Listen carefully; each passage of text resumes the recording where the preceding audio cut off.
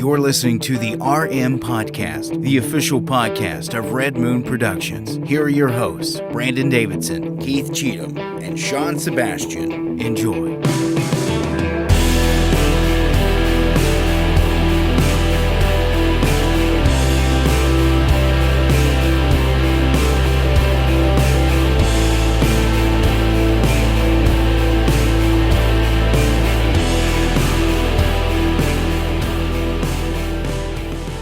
Welcome to another episode of the Red Moon Podcast. I am one of your hosts, Brandon Davidson, alongside our normal new host, Sean Sebastian. And Keith Cheatham.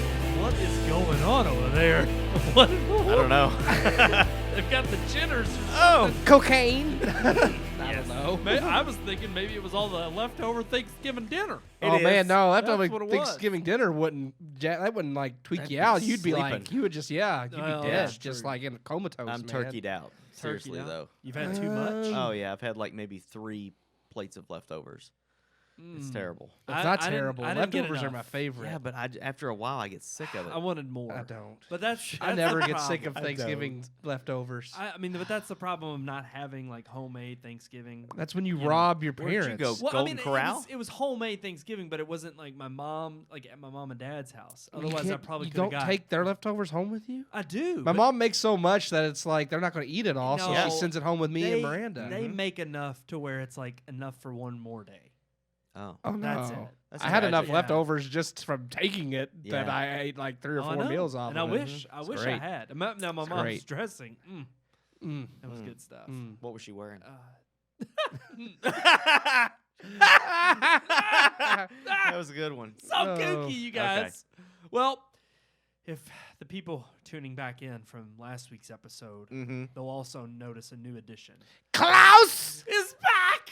Klaus, Klaus is the back. tainter of children, and her evil sorceress ways. There she is. She returneth. She comes back to taint the children, to darken their hearts. Her and her miscreant husband, Who's that? Who could that be? Mr. Klaus. Yes, it's Christmas time, if you haven't noticed. Yes. It turned really Time joyous. of joy. Well, Christmas is a joyful time, except for when Klaus is trying to ruin all of humanity. Her candle's not lit. it's not lit. It's not. Does that work? It's well, because she's a soulless human. She hasn't When lit that her. candle's lit, she pries the souls of the children from their bodies. That's how we know she's stolen one. Yeah. She has her candle lit from all the souls. Yeah. If we have any new viewers, could you explain who Klaus is? Why she's here? She's There she Mrs. is. Claus. There she Mrs. is. Claus. Mrs. Claus. But she No, shows up, she's for evil. about a month out of the year, right? She's evil. Yeah. That's Well, all they every need year. to know. Gunther thinks she's evil. Gunther? Gunther. Gunther. Gunther. Günther. That was how when we played Medal of Honor. Gunther. I remember that way back when. Yeah. That was the one you could pick. Was Gunther. I always Gunther. pick Gunther because there's only like 2 or 3 characters unless you put in codes. So I think there was like a wolf on Cheat there or codes. something. Yeah, you can make them like the big heads. And all yeah, that stuff. Yep. yeah. But because it is Christmas time, Yeah. maybe Mrs. Klaus will have stolen a soul next week, and her candle will be lit. Maybe. Who knows? Or we Who- get some batteries. who knows? Well, AA does do it, you know. But Speaking of Christmas, I was Yeah, gonna say, no, you go ahead, As Keith. is tradition, we have our Christmas reviews, which always bring me tons of joy. But we always do so many different types. I mean, modern ones, classic ones, and we always hit a classic every year. I mean, I've done Miracle on 34th, I've done It's a Wonderful Life, we've done A Christmas Story, Home Alone, so many great Christmas movies. I thought, what about the ones that people still remember fondly, but really aren't good movies? Like, they're still terrible movies, but people watch them every year. Yeah. So I thought this year, just like with Halloween, I dedicated the Universal Monster movies, I would dedicate the Christmas reviews to Christmas movies so bad they're good. So let's start this year.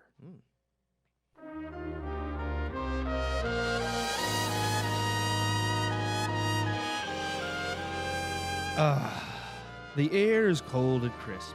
Frost is on the ground. Yes, Christmas is upon us. It's the season of love and joy, caring and friendship, the season of giving and compassion. Over the years, we've reviewed Christmas classics and have many more that still need reviewing. But while Hollywood has often gotten Christmas right, it has even more so gotten it wrong. Sometimes, however, these failures still manage to capture the spirit of Christmas and offer up something entertaining despite being a mess. So this year is an ode to the non-Christmas classics, the holiday films that are terrible yet still hold a place in our hearts. Oh, the 1990s, a time full of camp and teen heartthrobs. One of the most notable among these was Jonathan Taylor Thomas, and while his career never went much past that of child star and teen heartthrob, he did give us a pop Christmas classic that may only be notable because it stars Jonathan Taylor Thomas. I speak of Disney's I'll Be Home for Christmas. Released in 1998, I'll Be Home for Christmas tells the story of Jake Wilkinson, played by Jonathan Taylor Thomas. Wilkinson is a cut-up and a con man on campus, supplying fake IDs and helping jocks cheat and ace their tests, while attending Palisade College in California. Jake and his girlfriend Allie are both from New York and have a fight about returning home for Christmas. Jake has not been home for the holidays since his mother died. Even though he is only 18, it could have only been away for college no more than a year. But when Jake's father offers Jake the Porsche if he can make it home on Christmas Eve by 6 p.m., Jake sets off across country to win back his girlfriend and claim the Porsche. Yes, first world problems. Yeah, this is a road trip Christmas movie, and like any good road trip movie, Jake will run into strange characters and suffer many setbacks. In the end, though, Jake finds the spirit of Christmas and sets things right with Allie and his family. I'll Be Home for Christmas is not well made nor well written. It's cliched and generic, and the acting is campy and often phoned in. Yet it still has a charm to it. Taylor Thomas channels his best Zach Morris and Ferris Bueller combo, and let's face it, the smart aleck kid who knows he's good looking is what Taylor Thomas does best. Jake stumbles from event to event, with none of it mattering much except to teach Jake a predictable lesson. And while the acting is bad and the jokes are predictable, the actors do give it their all, which makes it all the more entertaining. By the film's end, you haven't witnessed anything spectacular, but Jake's decision, spoiler alert, to forego the Porsche in favor of being with Allie and his family does oddly land. It's hokey but meaningful, yet still unrelatable for those who aren't rich.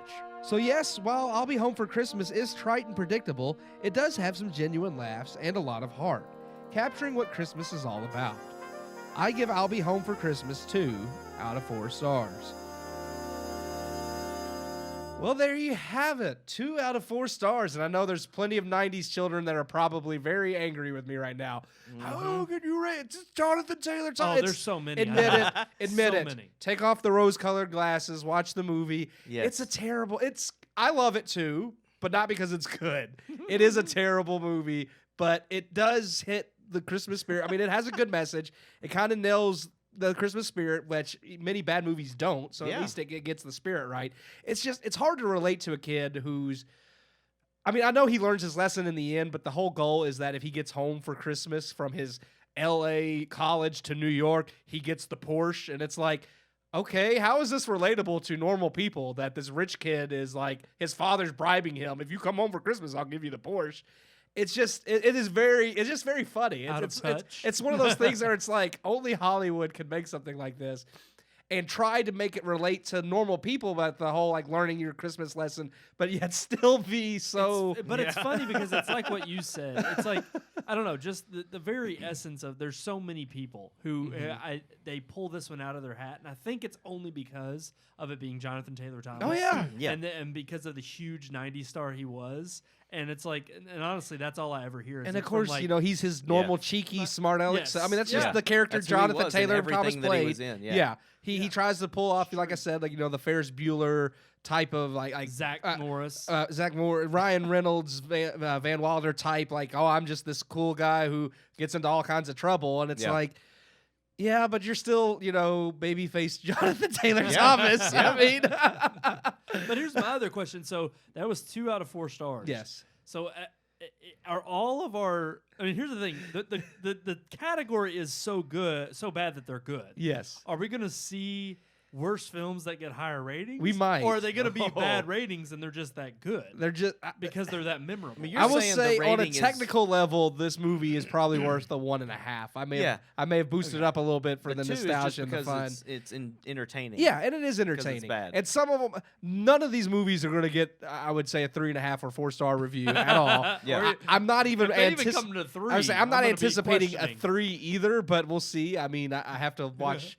I've seen all the ones, I think. But I am going to rewatch them. Mm-hmm. But it's funny for what it is. I mean, to see him and Jessica Biel, who's not the greatest actress, but not a terrible actress, but she is terrible in this. So it's kind of like it's funny to watch these actors who aren't really that bad, Yeah. but the movie's just poorly written, poorly directed, and when they're spouting out lines, and when she's like, she has this line that I felt like was so ahead of its time because it was in the 90s, where she's talking to this guy. He's basically this jock bully who kind of like abandons Jonathan Taylor Thomas's character in the desert without her knowing, and she was relying on Jonathan Taylor Thomas to Sounds so give good. him a ride. So basically, he offers her a ride back home since Jonathan Taylor Thomas's character has gone missing. So she's reluctant to go, but she's like, "You say one thing that's sexist, homophobic, or I forget, or racist, and I'm going to slug you." And I'm like, where'd this come from in the 90s? Yeah. So it was so odd, but I was like, it was a moment that just kind of stood out now, and I'm like, this is weird. But but yeah, the whole movie is just him on like basically a road trip type film. Think like National Lampoon's Vacation or Pee-wee's Big Adventure, where he keeps running into all these weird characters that help him, like, he's trying to get across country, and they help him along the way, and he gets into all these antics, but each person he meets he helps and learns a lesson from, and then by the end of the movie he realizes that what's important isn't the Porsche, Well, of course. but the family. Yeah. So I mean, it's It says right there on the cover art that he finds the true meaning of Christmas. yeah, I mean, right it's there on the literally- poster. It is one of those movies you don't have to see it to You know don't what have to see to happens. know You just that. know. You could every step of the way you know how it's going to turn out, but But here's the thing. it's humorous, it's funny. While that may be the case for I'll Be Home for Christmas, that's not the case for our next film. Mm. You can't really quite figure out what's going to happen in this one. Is that correct? Here's the thing. I pride myself on being able to figure things out ahead of time. Most of the time, like there's like I ticked my cousin Ty off because I figured out the twist of the first.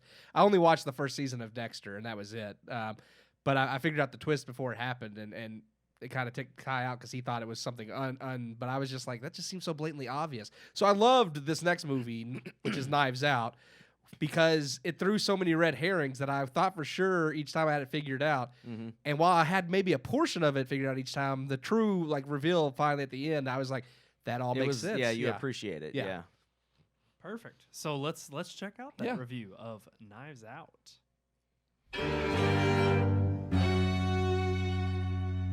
Rian Johnson became a polarizing figure in Hollywood back in 2017 with the release of Star Wars Episode 8: The Last Jedi. His eagerness to subvert expectations ruffled fans' feathers and ultimately left a bad taste in many viewers' mouths, yet garnered high praise amongst critics. After Johnson created such a divisive film, his next project seemed to come along relatively quick, but was welcomed with apprehension. Having seen it, however, I think it's safe to say that no matter whether you loved or hated Last Jedi, Johnson's newest movie, Knives Out, is worth a watch. Starring an ensemble cast that includes the likes of Christopher Plummer, Jamie Lee Curtis, Daniel Craig, Toni Collette, Michael Shannon, Don Johnson, Chris Evans, and Ana de Armas, amongst many more, Knives Out is a modern-day Agatha Christie-style whodunit. When the Thrombey family all gather for Patriarch and famous crime novelist Harlan Thrombey's, played by Plummer, 85th birthday party at the family mansion, Harlan's housekeeper finds him dead with his throat slit the next morning. Originally ruled a suicide by local law enforcement, the mysterious detective Benoit Blanc, portrayed by Daniel Craig, arrives having been hired by an anonymous party to investigate Harlan's death, suspecting it to have been a murder. Blanc interviews each family member one by one, but takes special interest in Harlan's nurse Marta, played by Ana de Armas, who physically cannot lie without vomiting. This case, however, won't be as cut and dry as murder or suicide. And as a series of clues and misdirection unfold, the truth of Harlan's death may have a bigger impact on the Thrombeys than they first realized. Knives Out is hands down one of the best mystery/whodunit films I have seen in ages. With unique characters and smart dialogue and witty humor, Johnson's murder mystery is a fun ride that puts a quirky spin on a classic genre. Johnson's desire for subverting expectations may not have paid off in his handling of Star Wars, but in the mystery genre, subverting expectations is a must in order to keep audiences from solving the mystery straight away, and Johnson goes all out. The film works almost as a love letter to and commentary of the genre, not taking itself too seriously, poking fun of murder mysteries in one hand, all the while offering up a serious murder mystery with fun and clever twists and turns, keeping you always guessing. Part of what drives Knives Out are the characters. Each member of the Thrombey family are well written and acted, creating people who are relatable as family. They have different ideals in politics, they fight and laugh, and they also mooch off one another and argue over inheritance, because what makes this film work is how close to reality it feels, while also displaying a note of surrealism. Yes, the film has been praised for its political allegory, and it's indeed there, but whether intentional or not, Johnson actually provides a fair and equal representation and isn't all one-sided. Despite a few political jabs here and there, most of it truly is allegorical, and none of it overpowers or diminishes the story, providing a film with rich subtext for those wanting to dig deeper, and a fun, brain-teasing whodunit for those just looking to be entertained and have a good time. I give Knives Out 3.5 out of 4 stars. All right. I actually agree 100% with that star rating. Nice. That's a great review and a great movie. I thoroughly, especially Ryan Johnson after Star Wars. Yeah, it kind of put a bad taste in your mouth for Ryan Johnson. But, yeah, and I think even when we saw the trailers and saw his name attached to it, we're just kind of like, oh, yeah, that's probably going to suck. What are we going to expect Yeah, from this what are we guy? going to get from that? But that was, it really was one of those movies that I felt like the murder on what was it, the Orient Express? Yeah. Yeah, that one, that's an old Agatha Christie novel or whatever, and all of those stories are almost the same. There's always like this murder mystery, and you kind of have it figured out. That movie tried to capture, I felt like they tried to encompass this huge plot, and they needed more movie to do that, and they squeezed it into this little 2-hour movie. Yeah. And I felt like that just kind of left things out and screwed things up. But the way that Ryan Johnson did this, and I don't know, did he write this and direct it? Yes, yeah, he wrote so and directed. The writing was fantastic as far as, like, just like you said, it gives you, you think you've got it figured out, and then he completely blows up your idea of how to. But here's the thing: when he does is it logical? Yes, in the way he does that's what I was going to say. That's what makes a good Very mystery well thought is he out. gives, like, a good mystery will give you all the clues, and it gives you red herrings to throw you off. But at the end of the day, once the mystery is revealed, like, you do have, like, because you had all the clues, you should have been able to figure it out on yourself if you can, and it gives you everything that where you can figure it out. It's just he subverts enough that you don't, and that's what I love, because it makes sense. It's all like, once all the clues are laid out and the finale's revealed, you're like, of course, but at the same time, it's like, because of other stuff, you keep thinking, well, maybe this, maybe that. Right, So, it's like you had the clues, but you looked at them the wrong way. Yeah. You just Well, didn't.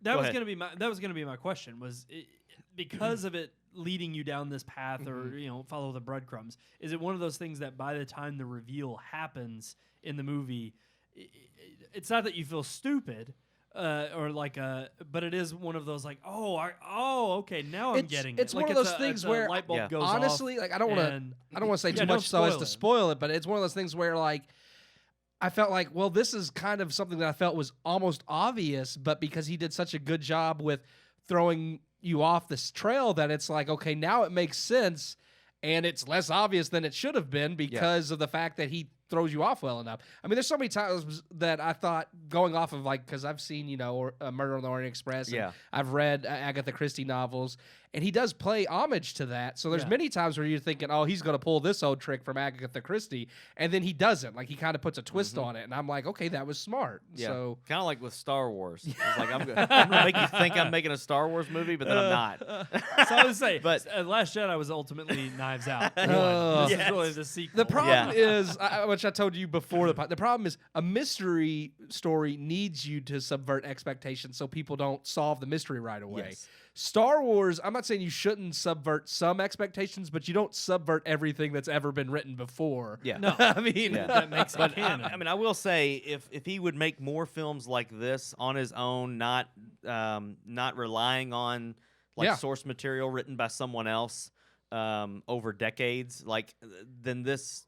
I want to see more of his films. Well, this was just fantastic. Even like I said in the review, there's been praise from some critics for the political stuff, and most of it is allegorical. It's not right in your face except for a few jabs, but it's fairly even-handed too. Yeah, which I loved. And I was gonna say, I felt like that was completely different from Star Wars, where some of the political moments in Last Jedi were like right in your face, like, well, this is how we win, with love. And I'm like, this is so stupid. Whereas, but this is nothing like that. It's like it's more subtle, and when it's not subtle, it's realistic. Like watching them argue over politics. That was one of the things. It's to make the family feel like a real family. Every family's got people that's got different political opinions and different religious opinions. And they're all in the room fighting over it at one scene, and it's hilarious. That just makes it more real because you've got people on this side of the aisle and people on this side, and they're going at each other. And the points that they both had are, legitimate. Yeah, they're legitimate points, and that was one of the things that I really. Well, except for the kid, but that was hilarious because they called him. They called him a little Nazi. Little Nazi. Yeah, he was making some far right stuff that was hilarious, and at one point in the movie, someone calls him a little Nazi, and I was rolling. Yeah, it's funny though because you do have with the political climate that we're in right now and have been since 2016, you have younger people, like young kids that are kind of picking up on a lot of the rhetoric, a lot of the pro-Trump or anti-Trump stuff, and this is like one of those little boys that picked up on the pro-Trump stuff and thinks it's cool to run his mouth and to act a certain way when reality, he really doesn't know anything about politics or about policy or any of these things. And I thought that was funny that they didn't do that with like a 20-year-old person. No, they did it with kid. a little 13-year-old that's just trying to be a little troll. Yeah. And that's exactly what the one girl calls him. She calls him a little, a right-wing troll or something like, or a alt-right troll is what she calls him. Really? Wow. Yeah, so, it's really it funny. actually throws out there are some, like I said, most of it's allegorical, but there are some jabs. But like I said, even the jabs are even pretty equal. Yes. Like that's not just one-sided. And it's realistic is what I liked about it. It didn't feel like I was watching this propaganda thing being forced down my throat. It just felt like a real family fighting over the stuff that families, especially in a death in the family, when you see them fighting over stupid stuff like politics, and then it'll change from politics to, well, who's getting the inheritance? And it's like, it just felt so real. And, a lot of that comes from the performances. Everyone in this movie I felt gave a good performance. But, really, I would have to say Ana de Armas, or however you pronounce her name. I can't pronounce her name. I had to look it up for the review. All so I know it is is. She was in. Oh yeah, I know but that. She's in. Oh gosh, what was it? Blade Runner. She was in Blade Runner. Yeah. She gave an amazing performance. She was really good. Daniel Craig and the whole Southern drawl, KFC. Which I've noticed detective he can really pull that accent off. He can. What's the movie? Logan Lucky. I'm getting Logan naked. Lucky. Yeah. I'm getting naked. Yeah. He really does that really well. It's funny when you watch him as James Bond, and you're like, okay, he's just the typical action figure. It's not like bad acting, but honestly, it's not. I think but that's what Daniel Craig has been. That's why he's wanted to end that role in other. Is because he's wanted to showcase his other chops when it comes to acting. He actually wants to act, not just play a typecast. But when you see him in movies like this, you realize he can act. He's not just the action hero. So I was impressed. Chris Evans, was great to see him be like this something other than Captain America. Basically, to be a complete shit because he was. Yeah, he's an anti-hero kind of guy. Yeah. And so it he's was opposite of Captain America. Yes. He's like the exact opposite, and it's great. And I think that's what they were going for, anyways, just because people recognize Chris Evans. But the whole cast, Jamie Lee Curtis, Christopher Plummer, who of course is a legend, Tony Collette. Michael Shannon. Michael Shannon, Langford from what's her name from 13 Reasons Why? I know was she's in it. She's not a very big role. Yeah, but she doesn't have a whole lot of screen time. But all of Michael Shannon, he was really good. He's a good actor, anyways. I feel like, but I felt like in this movie, he just felt real. The last thing I saw him in, what was The Shape of Water, and he was terrible. Oh gosh, well, who wasn't in that movie? Yeah, who wasn't the stereotype? Come on, Guillermo. Seeing him play this guy who's just part of the family, I was like, okay, he felt really real and good. Yeah. There's that scene where he tracks her down to her house and he's in the hallway, talking to her, and that felt so. It was like he was trying to intimidate her. He was being nice, nice, trying to be nice about it, but you knew that he was really threatening her. And obviously she played that scene. I thought everything very well, but he just really brought the presence to that scene. That was probably one of the best, my favorite scenes in the movie, because I'm just like, dang, like, and then her response to that was even more incredible. But there were so many moments in the movie that were like that, like when Chris Evans is sitting down in the restaurant with her, and it's just like even just watching him like thinking about what she's saying, like plotting stuff out. Yeah, know, and then by the end of the movie, you're kind of like, oh, so that's what he was thinking. So it's just like there's so many twists, but yet they fit together perfectly. And even the old lady, like, you know, not seeing the right person out the window, but she was and you're so just like, perfect. she's just a blind old lady. She just, you know, she can't see through the glass or whatever. But then that comes in at the very end of the movie, and you're just like, oh my God, how did I not catch that? Yeah. Like, how did I not see that? There's a lot of subtle clues and different things that are definitely there, and that you just notice, overlook. but like I said, he just misdirects you enough that it keeps you guessing. And I mean, it was really well done. So 3.5 out of 4 Yeah, stars absolutely. for Knives Out. Definitely a mystery worth going and seeing. It's Would you fun. all say it really is fun? It's an original piece of work. I mean, Ryan Johnson wrote and directed it I mean, himself. yeah.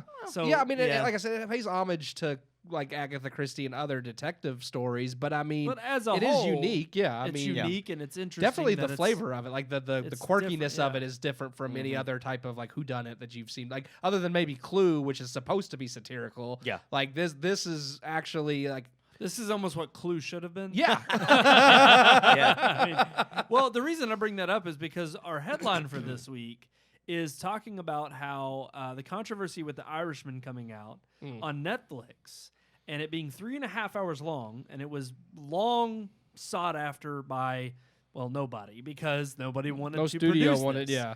And so Even though with it's Scorsese's name attached, which is crazy. Scorsese's name attached to it, Yeah. the fact of the matter is that nobody wanted to purchase this property because they didn't think it would actually be successful in the theater, and maybe not. But on Netflix saw it. They saw Scorsese's name. They stepped in. I they think produced the Netflix film. just saw Scorsese's name and they're like, jackpot. Absolutely. Maybe. I mean, this is exactly what we need. I mean, we had Roma last year. Maybe Yeah. this is our golden ticket for this year. Yeah. But the fact of the matter is, It could be. that The Irishman was not picked up by anybody. However, one of the actors in the movie specifically brought this up in an interview recently because he brought up the fact that nobody was wanting to make this film. Yeah. Nobody actually put all the studios were passing it up. Netflix stepped up to the plate to initiate their interest and the funding for it so that The Irishman could be made. And now National Board of Reviews has named it their best picture of the year. A lot of great reviews. It's almost, I think it's in the 90 percentile of certified fresh. Yeah. I mean, it's high up there. So my question is the actor who brought this up was talking about how Hollywood itself needed to be reformed. That because they're so focused on commercialization and they're not really focused on being more authentic, like these films, like Once Upon a Time in Hollywood we saw, The Irishman, which also Once Upon a Time in Hollywood walked away with Best Director from the National Board of Reviews. So the real question is does Hollywood need to be reformed? Is this actor onto something here? Well, I think for the longest time, we've kind of been a proponent for, I mean, call it reforming if you will, but we've always said Hollywood needed kind of a wake-up call and to realize that they're kind of stuck in their own ways and need to change some. So, yeah, I would call that a bit of a reform, yeah. And Yeah. I agree with what he's saying as far as these are the things when they affect these people like Scorsese that, like, are usually are traditionalists. Like I'm trying to be careful because but this is I know you had the whole Hollywood. feud. We had the whole feud with of like Scorsese and Marvel Marvel's that not kind really- of got yeah. overblown and But the thing is when people like this step in, this is usually when Hollywood answers. yeah, or they start well, to that's listen. the same because Scorsese is like kind of you usually think of him as a traditionalist like Yeah. Spielberg and some of the others that like a movie has to be in theaters or it can't win an Oscar and this or that.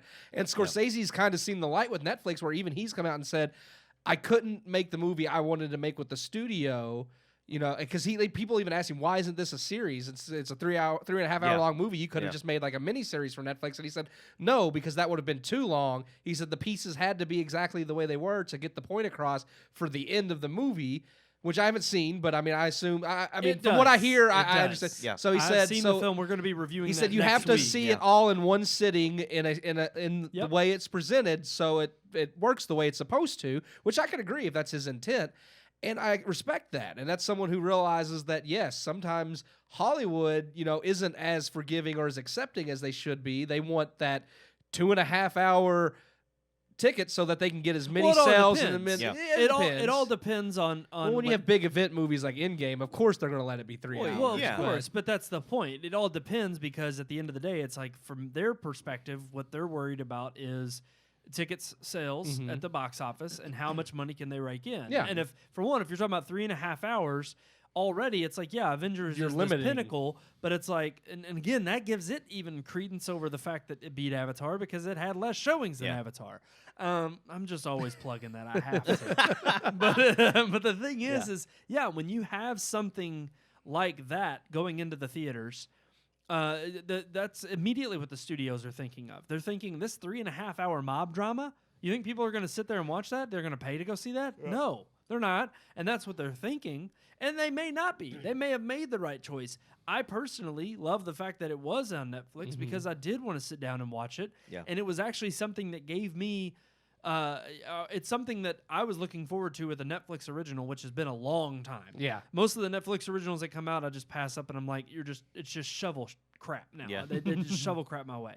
But this was something with a big name director, somebody I respect, and like you said, someone who I know still puts a lot of, he puts a lot of work into his movies, but I know also his style, and I like his style. Yeah. I like his way of telling stories. So I almost know of the Scorsese name. There's it's very be, few Scorsese movies I don't care for. Yeah. I think there's Right. like only 2 that I'm not that fond The of. Departed is still the best. I love The I Departed. agree. I would agree, and it won Best Picture. And Yeah. I love The Departed. Yeah. But that's the thing is, it's like I have seen the film. I know we're reviewing it next week, Yeah. but I will say, like I said, it is a longer film. 3.5 hours is a huge chunk of time. However, for the story he wanted to tell, there's not one part of this.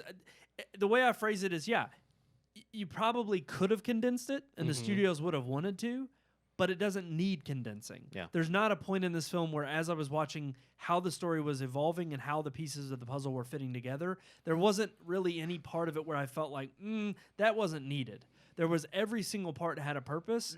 Every single part came to tell the story he wanted to tell. And yes, the impactful ending that he's trying to get you to convey is definitely there, most certainly. I'm looking forward to watching it. There's a couple of Netflix originals besides that one that I've watched recently that have kind of stood out to me, and they're not just that shovel, whatever you called it. Yeah. Like I think they're stepping up their game a little bit, and if they can continue to get big name directors and story writers like this, maybe that'll help Netflix in a way. But I mean, the theaters don't like to show a 3.5 hour movie. No. That's less tickets they can sell. Yep. So they don't like to show them, and so I'm sure they get pushback from that arena too.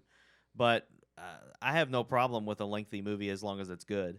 And when in this article they're talking about like Hollywood being commercialized versus being authentic, and think about the movies that we've seen this year. We've had Peanut Butter Falcon, we've had Jojo Rabbit, we've had Once Upon a Time in Hollywood.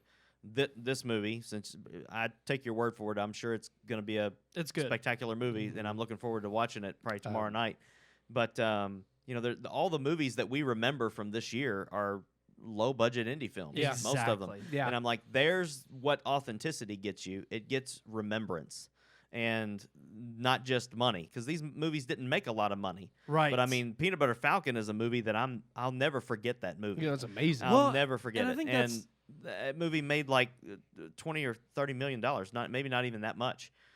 So Endgame is also another movie that I'll never forget, even though it made all that money. But I mean, that's and a the weird commercialized thing. series. And there's a way but- to use commercialized films, I think, in a positive light. There are commercialized films that are worth being commercialized Yeah. and also Yeah. are still Yeah. good. Marvel Yes. does it You know? right. Yeah. but Jurassic Park, not so much. Yeah, but Yeah. in a way though, Disney hasn't. I mean, Disney has been pushing out all of these remakes of their Blockbusters. classics. Yes. Yeah. And these, and they're terrible. Perfect And example. but they want the money, so Yes. they're commercializing these amazing classic stories. Aladdin, Beauty and the Beast. Yes. Lady and the exactly. Tramp, which they released on Yes. Disney. It doesn't It's- even at this point. I think they don't even care if it's good or not. They just know No. people are because of the name. People are going to buy buy into it. Right, 30 minutes into that movie, I was out. Oh, that's a Done. terrible It was a terrible movie. It is terrible. but that yeah, is my you do point. have an over commercialization in Hollywood. And that's kind of the weird thing is we used to talk about how we didn't bash the commercialization or the bigger blockbuster I still films won't as long as it's good. Yeah. but even beyond that, the reason we never bashed it before was because it was like, okay, you can't really bash something that's paying the bills. Yeah. Yeah. At the end of the day, even if an authentic film or what we're considering, we're using the word authentic based on because there can be commercialized films that are authentic. Yeah. But it's like when you're talking about hell, Inglourious Bastards, Pulp Fiction, all of these were blockbusters. Yeah. Once Upon a Time was considered a blockbuster considering Tarantino's name and how much it cost to make the movie versus what it made. Oh, yeah, yeah. It's a blockbuster. Yeah. Oh, So yeah. by all intents and purposes, it is like there are blockbuster films that still are authentic. Yeah. But Yeah. at the same time, there are a lot of blockbuster films that bring in the money that provide you more the ability to make the films like Peanut Butter Falcon or Jojo Rabbit. Yeah. And there are those films that I think feel touch like to the core, like a Wes Anderson flick. Yeah. That touches to the core of just telling you a story in a unique fashion that most people, it gives you that unique view of what cinema represents. Yeah. And I think that goes to the core of what Martin Scorsese's claim was when he talked about Marvel movies being popcorn flicks and just being theme park rides. He's like, they give you the thrill, but they're not necessarily, they're not the Citizen Kanes or the Casablancas. Yeah, and I that agree you're with him to expecting. a certain extent, but not the Marvel movies because there's so much heart and depth and As stuff there, into there are those characters. emotional moments. In Oh, those movies. absolutely. Like I would not agree with him at all when it comes to Marvel, but when it comes to DC? Geostorm and movies like that, these Roland Emmerich movies, Midway doubt. aside, but most of those, that's all they are. It's just like let's go in, let's grab as much cash as we can. Yeah. And give people a piece of crap that they just paid for. Yeah. And that's what a lot of the summer blockbusters and stuff are. Is just those. It's just a terrible movie, but people go see it, and it makes all this I think money. We've in a weird way, we've kind of talked about in the recent years how we've kind of congratulated Hollywood on the fact that the popcorn flicks and the summer blockbusters have become more authentic. I mean, you look at your Mission Impossible Some, Fallout. yeah. You look at Impossible. you look at these bigger budget action flicks. I mean, think about it. James Bond was just a sex symbol. And it Yeah. was like, who are the pretty women that are going to pop up in that, and who's going to be the Bond girl? Yeah. And you look at the Daniel Craig versions, and it's like from Casino Royale on. No, they've been a substantial, blockbuster film franchise, but ultimately have given credence to the James Bond name and given that luster back to that series. It revitalized And it. it definitely, revitalized yeah. it. And so in that Let's way, just it's be like, clear though. Sean Connery as James Bond is still the best Bond. I don't know. Yes. I don't know. Yes. What are you gonna say, Keith? I would go with Sean Connery. Yeah. I'm I'd say outnumbered. after Sean Connery, Who would you that's pick? when it needed to Pierce be. Brosnan. Oh no, no. kidding. Okay. No. I was gonna say Daniel Craig brought it back from the dead after Pierce Brosnan. Golden Eye's the only good Brosnan Bond film. Like, That- the only yeah, one. Yeah, but it's not as good as Goldfinger. Actually, Goldfinger is awesome. That but is a that's great movie. We'll get But it. no, I- But go yeah, on no, about Daniel that. Craig has yeah. brought depth back to Yes. that character that I think even Sean Connery couldn't put that depth into that character that Right. Daniel Craig can. And the writers obviously have And I have think managed that's to the do evolution that So, you've yeah. seen from like taking that franchise, where I mean, even Star Trek, even it's like a franchise that was a tent pole for one purpose, and its purpose has changed. Well, and broadening people it have, out, yeah. and Yeah. people have brought Like authenticity. what Ryan to Johnson It. tried to do with Star Wars. Oh yeah, it Yeah, failed back to that miserably, again. and should have done that with Knives Out and just worked on It's that. okay. film. We got the Mandalorian now. Somebody got it right. Yeah, John John Favreau. Favreau, yeah. Exactly. But the point is, and that was going to be my question is, kind of the last question rounding out this topic was with his article and with the movies you mentioned, Sean, all those blockbusters, or not blockbusters, but all those indie flicks that have been memorable from this year. And we've talked about how this year has been relatively really good ones, yeah. really good ones than the last recent years, most recent years. So it's like, even though this guy is saying this because he was in The Irishman and he's a well-known actor, it's like, have we already kind of started to see the tide turn? Do you think Hollywood's really picking up the message? I mean, It's hard to say because I mean, each year is different. I mean, you see lulls and rises. I Yeah. mean, so it really you can't really say Hollywood is changing for the better until they have a couple years in a row where you see this progress. So it's really hard to say. I hope so because I loved so many of the movies that came out this year. No, and that's kind of my hope is that it continues. That trend continues of okay, we still see the little smaller gems that get made and that don't get passed up.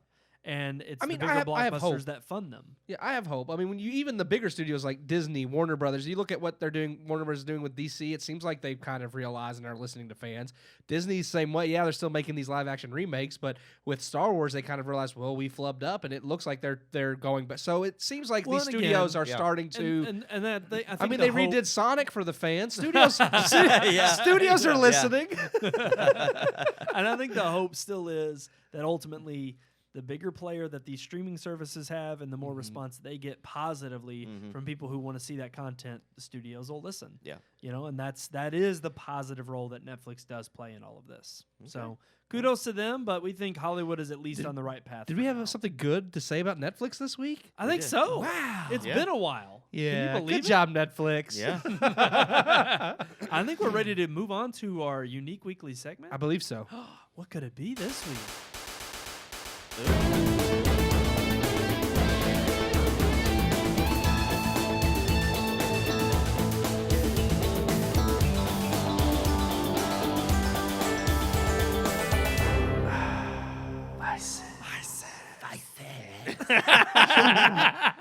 That's right. That's right. And did y'all notice? Show me the money. Show me the money. He did not speak this week during the intro. Who? Keith, you didn't speak during it. I didn't have anything to say. He usually does. You gotta give me something to say. No, you usually just start talking. During the I don't have anything to say. I didn't have anything to say. I don't have nothing to say. What's our vices segment? Well, because it is, the month of, Christmas. The month of Christmas. Christ. We more? have Christ more or Mass of Christ. I mean, It's like Christ had this mass. Christ Maz. And all they were really trying to do was operate on it.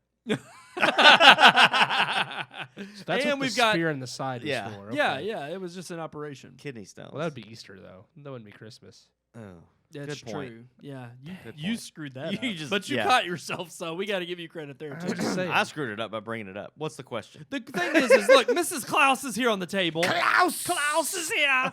So we thought we would bring something to the table, considering it is Christmas. We're bringing Klaus to the table. Other than Klaus. Okay. Oh, And that is, Christmas vices. a vice could be considered coveting. Oh And so when you talk about presents, sometimes you covet a certain present or you want a Presents. certain gift. So my question to All I you want guys, for Christmas is you. Oh, where's the mistletoe? Well, love you, buddy. Last Christmas. No, okay, no way. No, no way. we're not doing that. Uh, Oh, I didn't one even day. think about it. We could have used the intro music No. each week. No, we could have put like Christmas. We'll get music. flagged. Probably. Yeah. Actually, some Christmas We'll get music should be flagged. in public domain, so you might be able to find something. Who well, knows? but not the ones I want to use. Well, you know. no. Okay. No. But anyways, okay. The question is, what present did you want when you were younger that you did not get?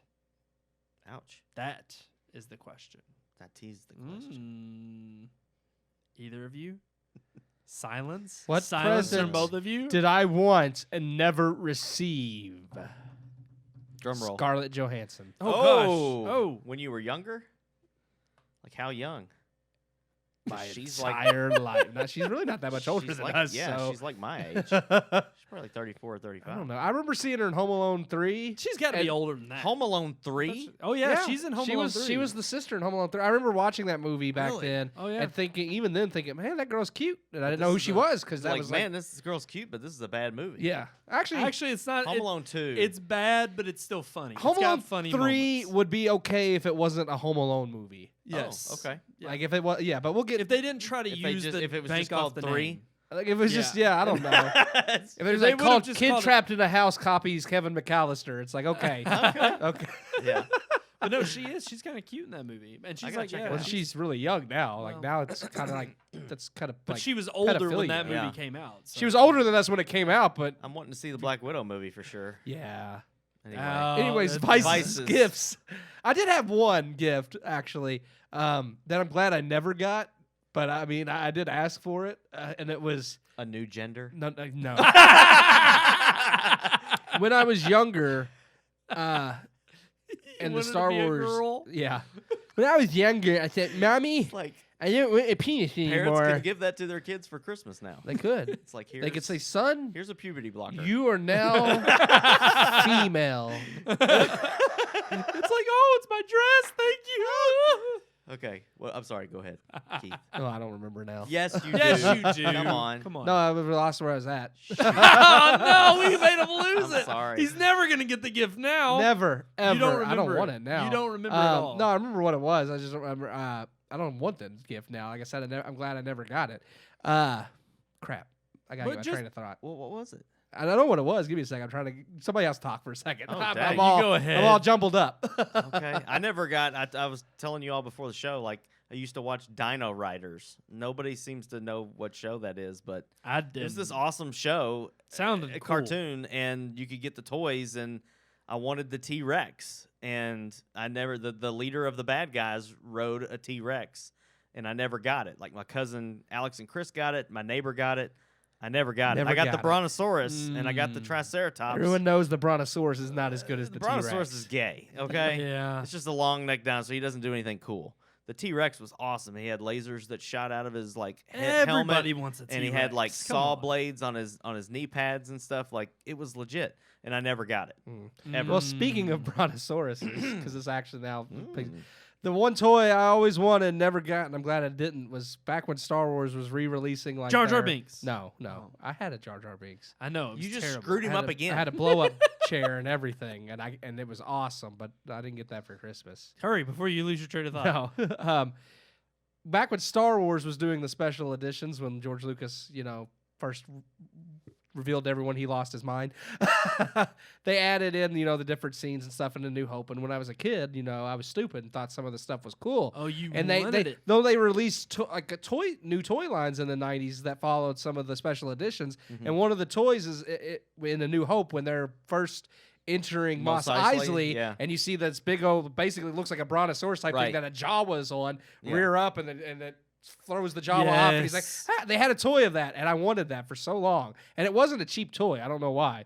Like I guess it's because Star of the big Wars. yeah. Yeah. It was like Yeah. a $20 toy, and my parents never would buy it for me, and I asked like so much.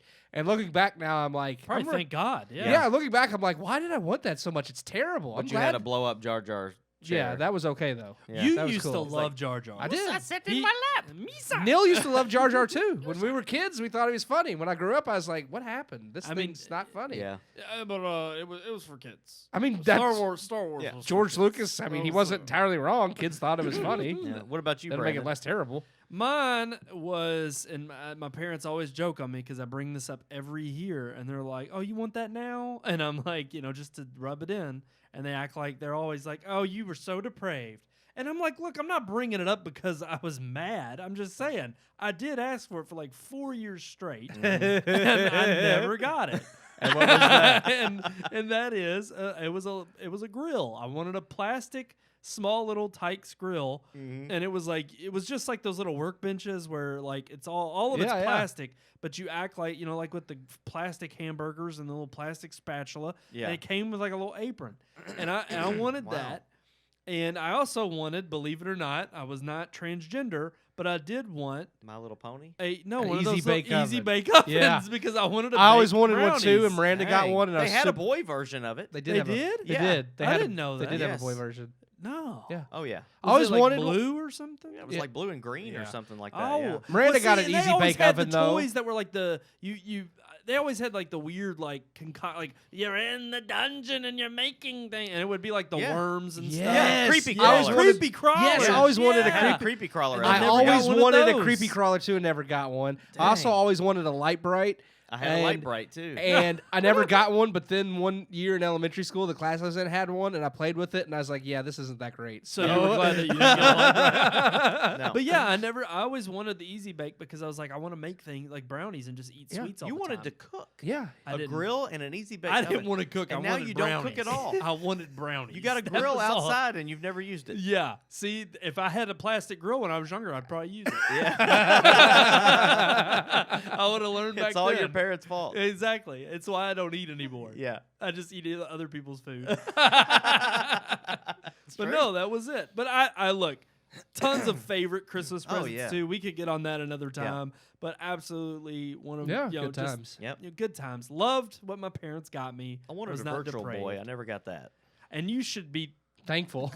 because Yeah. you would probably be blind today. Did it blind people? Well, it just It everybody gave people like migraines. Yeah. Really? Yeah.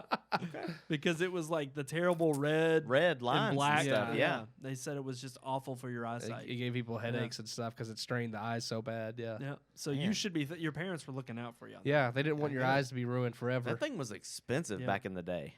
But the thing Like- is we've come a long way because now we have like PlayStation VR and Oculus. Yeah, Yeah. yeah. We're actually gonna go. Well, Sean, you got a gift now that's probably better than. I got an early Oh, Christmas man. gift. Ooh. Yeah, I got an Oculus. And so I think maybe we should just end the Ooh. show really soon now And go play go play Oculus. Oculus. Okay. Does that Bye. sound like a good idea? Yeah, see y'all later.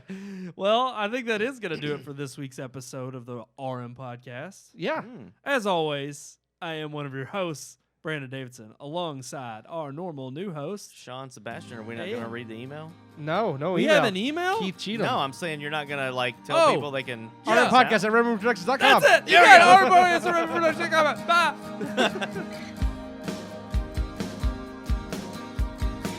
We hope you enjoyed this week's episode. For more reviews, previous podcast shows, and everything Red Moon, visit our website, redmoonproductions.com. You can also like us on Facebook or follow us on Twitter by searching for Red Moon Productions, LLC.